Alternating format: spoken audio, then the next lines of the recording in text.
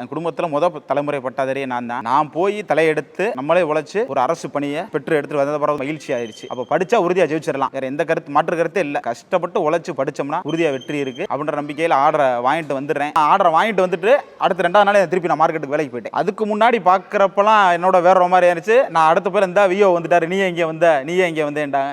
இதுதான் எனக்கு வாழ்க்கையை கொடுத்துச்சு. நான் இங்கே இருக்க இன்னும் நிறையா பேர்த்த கூட்டிகிட்டு போகிறதுக்காக வந்திருக்கேன்னு சொல்லிட்டு நிறையா பேரை கூட்டிகிட்டு வந்துட்டேன். அவங்கள எங்கள் உட்கார வந்து படிக்க வச்சேன். ஃபஸ்ட்டு தம்பி சோனகாரத்தை போலீஸாக போனாப்புல. நானும் மாராணிலாம் ஒன்றா லோடு பண்ண வேலை பார்த்தோம். அப்போ தான் மாராணி படிடா தம்பி கொண்டா போலீஸ் ஆயிடலாம் அப்படின்ட்டாப்புல. அன்னைய அறிமுகனால் படித்ததுனால தான் இப்படி ஒரு போலீஸை வேலைக்கு சேர்ந்துருக்கேன். என் பேர் ஆனந்தி. அப்பா டிரைவராக இருக்காங்க. நான் குரூப் 2 எழுதி அந்த குரூப் 2A மருத்துவ மற்றும் ஊரக நலத்துறையில் அசிஸ்டண்டாக இப்போ ஜாயின் பண்ணியிருக்கேன். என் பேர் விக்னேஸ்வரன். தஞ்சாவூரில் இப்போ விஓ ஒர்க் பண்ணுறேன். என்னோட பேர் வீரலட்சுமி. நான் திருப்போணம் யூனியன் ஆஃபீஸில் டைப்பிஸ்ட்டாக வேலை பார்த்துட்டு இருக்கேன். என் பேர் செந்தில். நான் இளநிலை கூட்டுறவு தணிக்கையாளராக தேர்வாயிருக்கேன்.